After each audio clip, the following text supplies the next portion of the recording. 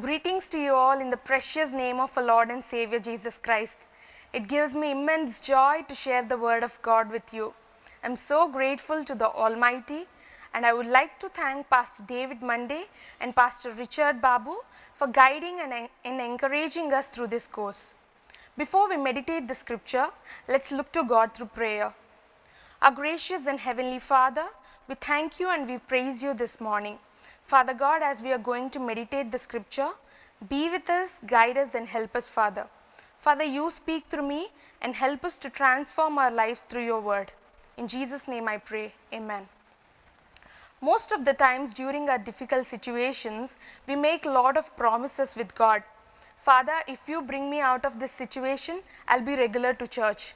If you do this to me, I'll commit my life to you.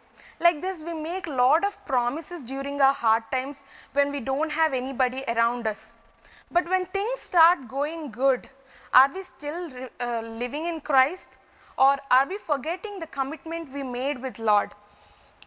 Many of us get influenced with the society, or we get busy with our works in life and we start drifting away from God. But when hard times come, we then start getting panicked. Why is this happening to me? And we won't realize how far we came away from God until God reminds us.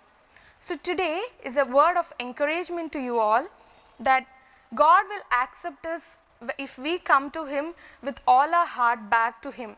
So through the scripture today, let's see how can we come back to Him with all our heart and how God is going to accept us when we obey Him. Let's turn our Bibles to Genesis chapter 35 verses 1 to 7. I repeat, Genesis chapter 35 verses 1 to 7. I'll read it for you from ESV version. God said to Jacob, "Arise, go up to Bethel and dwell there. Make an altar there to the God who appeared to you when you fled from your brother Esau." So Jacob said to his household and to all who were with him, "Put away the foreign gods that are among you, and purify yourselves and change your garments. Then let us arise and go up to Bethel, so that I may make there an altar to the God who answers me in the day of my distress and has been with me wherever I have gone." So they gave to Jacob all the foreign gods that they had and the rings that were in their ears. Jacob hid them under the terebinth tree that was near Shechem. And as they journeyed, a terror from God fell upon the cities that were around them, so that they did not pursue the sons of Jacob. And Jacob came to Luz, that is Bethel, which is in the land of Canaan, he and all the people who were with him. And there he built an altar and called the place El Bethel, because there God had revealed himself to him when he fled from his brother. So from the scripture we read, today I would like to entitle my sermon as Obedience is the key to God's heart. Obedience is the key to God's heart. So from the text we read, the main idea of this text is Jacob and his household obeyed and returned to God to build an altar by removing the idols and purifying themselves.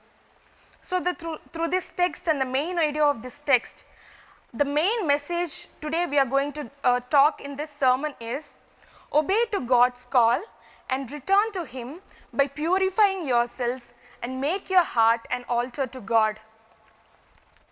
So when we look into the life of Jacob, Jacob was the son of Isaac, and we find Jacob fleeing away from his brother Esau 30 years ago because he tricked his father by taking away his brother's blessings. Jacob's mother, who gave him this idea, is now telling him to flee away from there because his brother is going to kill him if he is staying there with the anger. So she's telling him to flee away from there. So now Jacob is fleeing away to his mother's relative's house to Padanaram, where her mother's relatives are settled there. So in his way to that place, Jacob arrived to a place called Bethel. So in this Bethel, God promised Jacob that he will be with him, that he will safely bring him home. So when we look into the life of Jacob, he went to his mother's relative's house, and now he stayed there.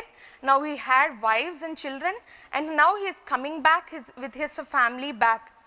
And now he made, during his time when he arrived at Bethel, he promised God that during his return, he will build an altar to God. So now he has wives and children, and now he is coming back from that place. And now the promise he made with God years ago is forgotten by Jacob. Now he forgot the promise, and he settled at a place called Shechem, which is 30 miles away from Bethel, and he settled there forgetting his promise which he made with God. And he saw a lot of consequences for he settling at the place of Shechem without going to the place Bethel. So now through this text which we have read, God is calling Jacob to fulfill the promise he made with God. So let's look into the scripture, and today my first point is respond to God's command. I repeat, respond to God's command. We need to respond to God's command when God calls us for something. When we look into the first verse, it says, God said to Jacob, arise, go up to Bethel and dwell there. Make an altar there to the God who appeared to you when you fled from your brother Esau. So God is telling three things here to Jacob. Go up to Bethel, dwell there, make an altar to the God who appeared to you when you fled from your brother Esau. So Bethel is a Hebrew word which means house of God. Bethel was the place where Jacob was able to experience God for the first time, and the place where God confirmed the Abrahamic covenant to Jacob. For many years now, Jacob is staying at a place called Shechem, and he forgot, and like we discussed, he saw the consequences for he staying at that place without reaching to Bethel. Now God is telling him to get up and go to Bethel and settle there. And the second thing he is telling him to build an altar there to God who appeared to you when you fled from your brother Esau. So this verse is also being a reminder to Jacob that when you fled from your brother Esau. So it's being a reminder to him what has happened in the previously. God is recollecting the memories to Jacob so that he will understand the condition and he will remember the promise he has made with God. So this verse is also being a reminder to Jacob.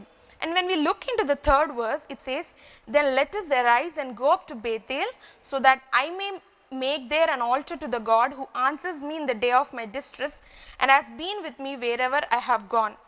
So now in the third verse, in the first verse God has given him a command, and now in the third verse Jacob wants to respond to that God's command, and he's telling to his family, let's go and build an altar to God.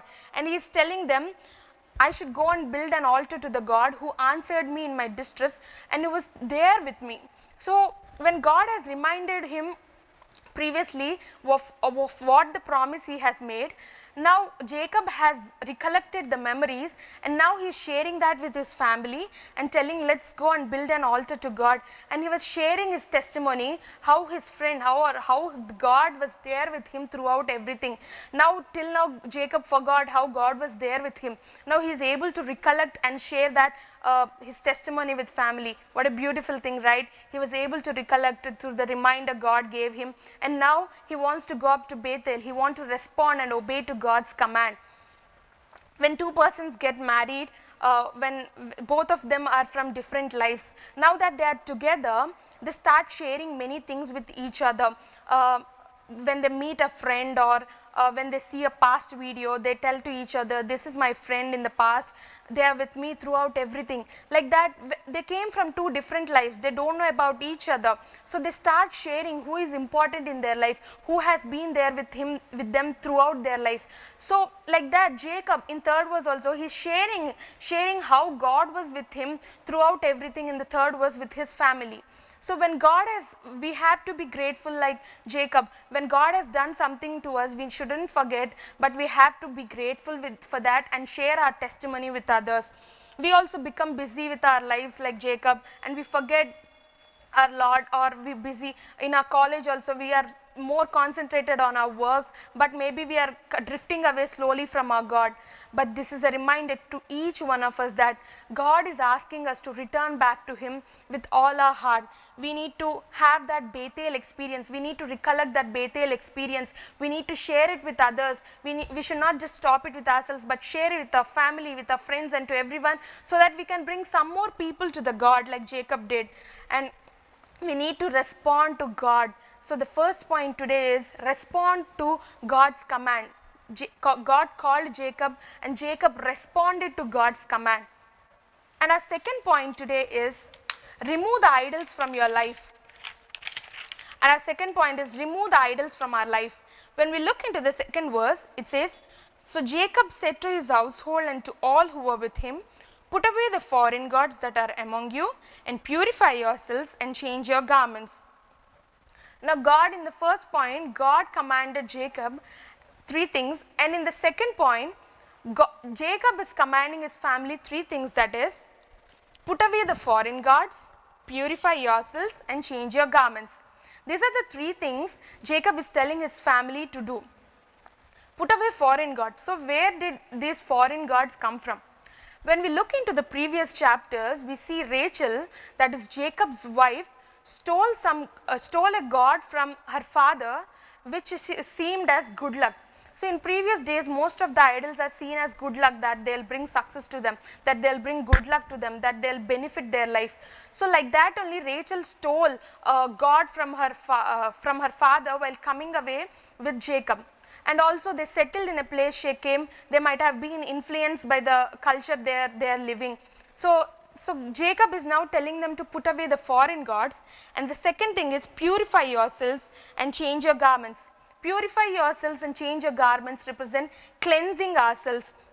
When we are going to God, when we are going near God, we need to purify ourselves. We need to come out of the old lifestyle, because that will be a hindrance to our new lifestyle when we are going near God. We need to take away all the idols that are being in our life.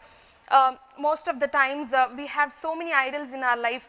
We need to it might not be just a god or something, but any thought or any desire can also be a idol in our life. So we need to take away all that from our life and go near God. When we look into the fourth point, it says, so they gave to Jacob all the foreign gods that they had and the rings that were in their ears. Jacob hid them under the terebinth tree that was near Shechem. So like Jacob obeyed God's command, here family is obeying to Jacob's command. When he said them to take away all these, purify themselves, they obeyed to that. They gave away all the foreign gods they had, and they gave away to Jacob, and the rings that were in their ears, they removed all the rings in their ears and they gave to Jacob. So during that times, they or even now, most of them put rings in their ears where it will have idols, the symbols of other gods and other faiths. So they removed that also. They removed everything and gave to Jacob, and Jacob hid them under the terebinth tree that was near Shechem. So Jacob buried all that under a terebinth tree. So in our life also there are many idols in our life. These days when we look into many lives, phones have become a big idol in their life.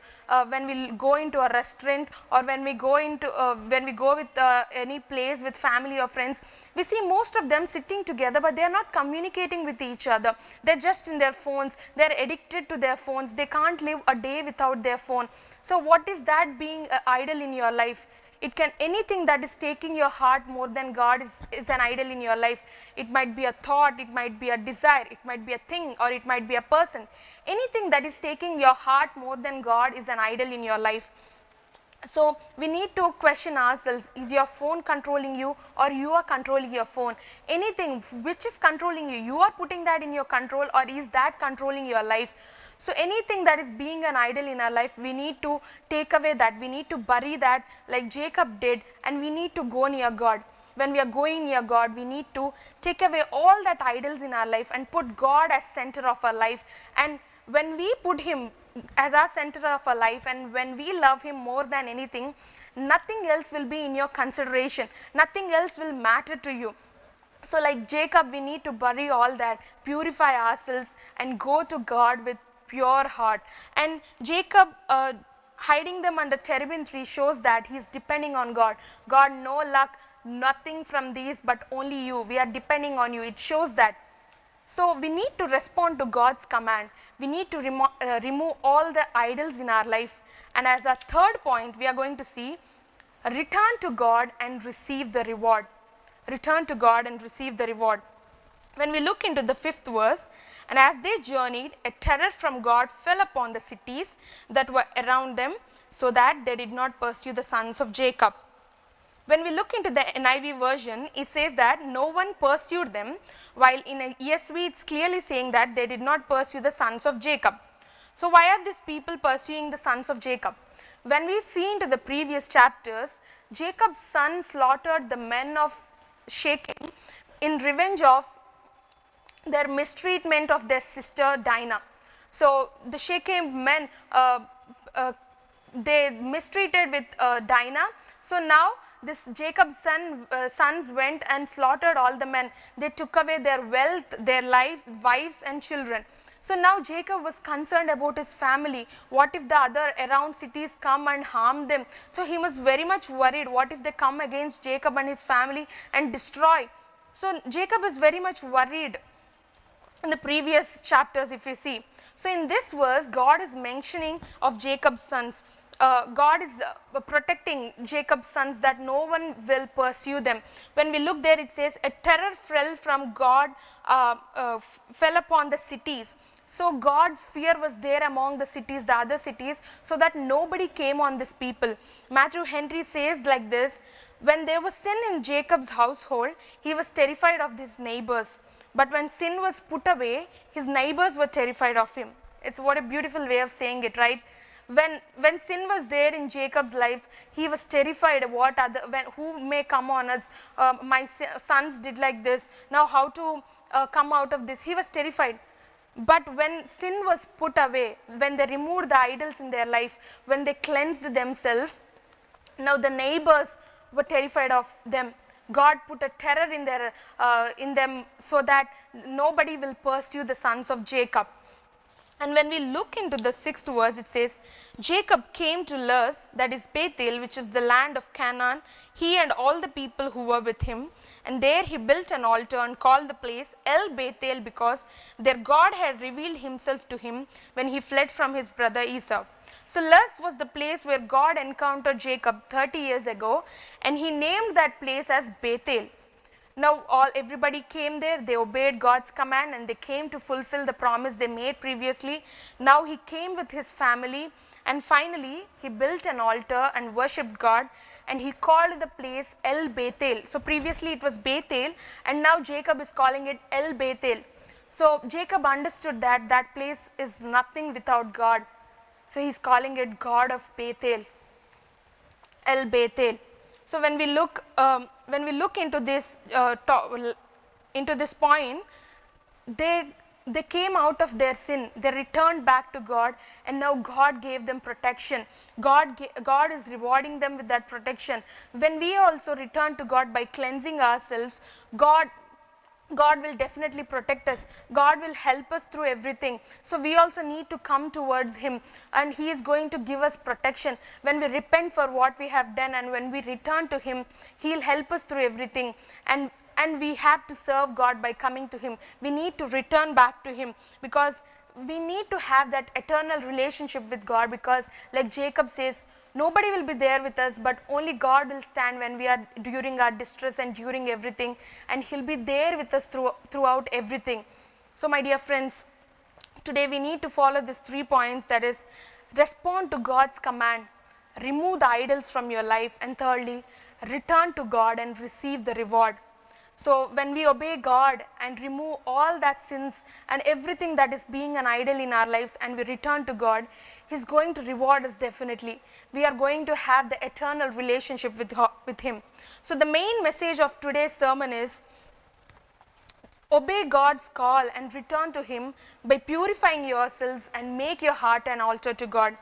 Jacob obeyed God's call and returned to him, to Bethel, and and he got the reward. He was able to experience the love of God and protection of God.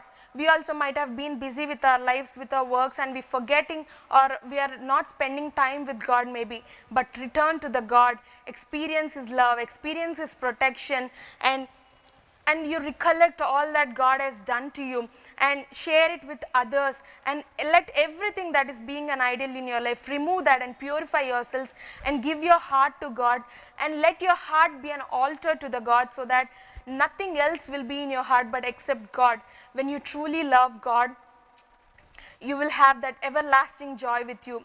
When we obey God, that is obedience is the key to God's heart. We can get God's heart.